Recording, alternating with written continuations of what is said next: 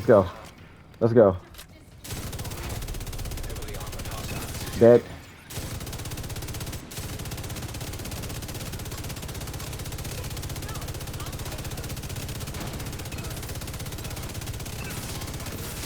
Let's go.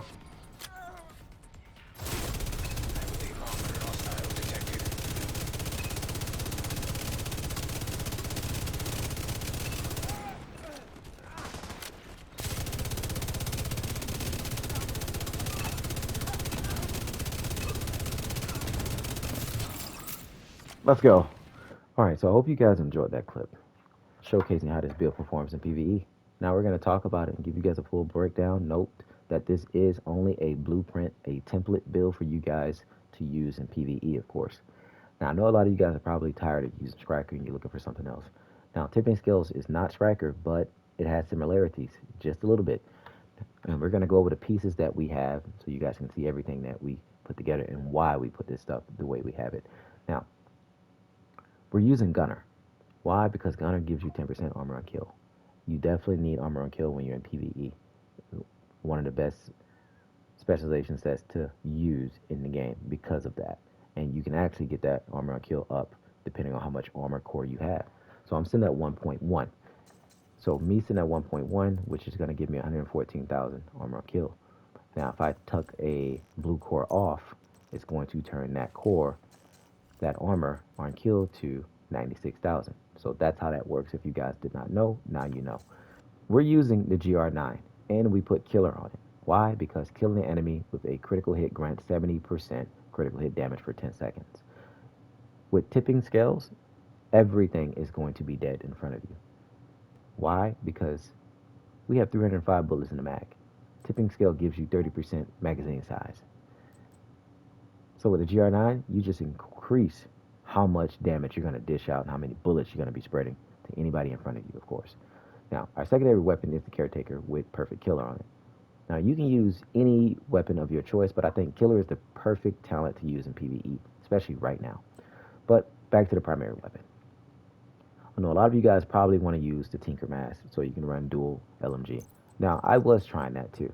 Personally, I did not like it. We're using measured, of course, which is a good damage talent for a secondary weapon, but I felt like I was running out of ammo too much, especially when I'm doing a retaliation, because it's difficult to find the ammo boxes because sometimes you just can't see them or find them. You're running the entire time trying to get to those locations. You just don't have enough time, and enemies are constantly coming at you, which is why I went for the LMG and the AR combo. That's just my preference. Now, one thing about the Coyote's mask, it's great for solo players and group play. Why? Because you and all allies gain a bonus based on the distance of the last enemy you hit. 15 to 25 meters, you're getting 25% critical hit chance, 10% critical hit damage, and 10% critical hit chance, and 25% critical hit chance.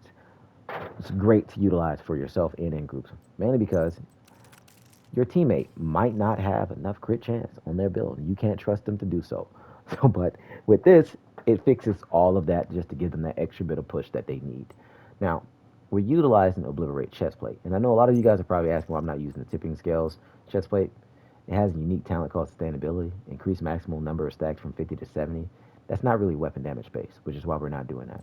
Now, with the Obliterate talent, critical hits increase total weapon damage by 1% for 10 seconds. We're constantly critting. So every crit we land will be increasing our weapon damage by 1%. And it stacks up to 20 times. We are critting non-stop. And we're sitting at 60% crit hit chance. That's what you want. Now, as you can see, my critical hit damage is 106.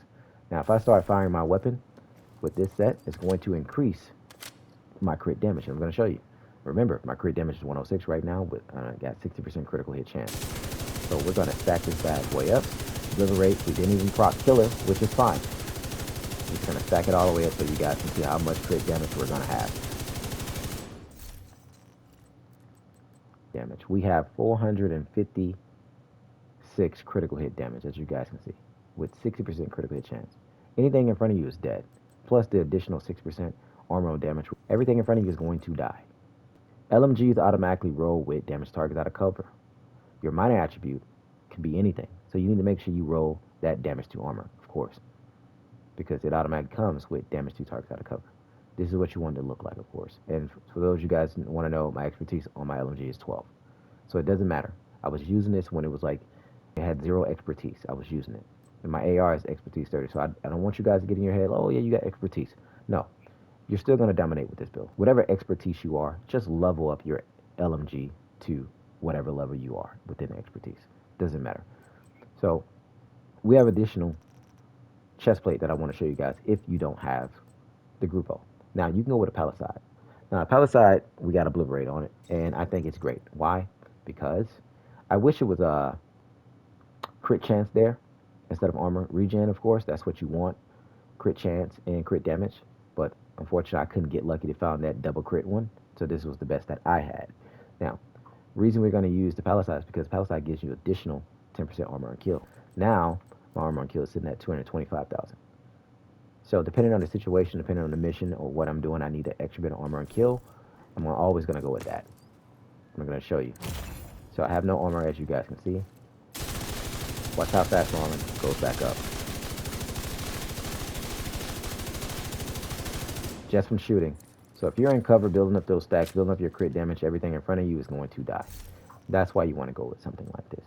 Now, it is optional based, and this is only me giving you guys different options to utilize. Now, for our skill choice, we're using the Reviver Hive and a Decoy. Decoy is just for crowd control. Reviver Hive is just in case you go down, you need to get picked back up, especially when you're playing the retaliation mode, of course. Now, tipping skills. Let's talk about it. 30% magazine size, 30% LMG damage, and the fourth talent is throttle control. Shooting build stacks up to a max of 50. Now, remember when I told you, the more you shoot, the more crit damage you're going to get. So I don't know why they got weapon handling here. I feel like it should have been weapon damage instead, 0.5% weapon damage. That would have been great instead of weapon handling, but I guess they felt that that was best. Now you're going to lose 6 stacks per second while not shooting. No stacks are lost if an enemy is suppressed, which is why it's always good to have a big mag. So we have everything rolled to armor, crit chance with a 12% crit damage mod. Our gloves are weapon damage with crit chance. As you guys can see for the attribute, our knee pads are armor, crit chance, and our holster is weapon damage and crit chance. Now, it's entirely up to you how you want to build this. Of course, we're only giving you guys a template to tell you, hey, try this. This is what you should go for.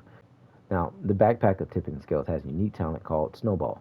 Increase the critical hit damage received per stack from 4 to 7, which is why we're not using the chest plate. We want damage. Obliterate gives you that damage from every crit that you land, up to 20 times. So this is the best way I think you guys should run it. It's just an idea. So hope you guys enjoy it, man. Until then, this is Badger signing out, and I'll see you guys in the next one. Be breezy. I'm out.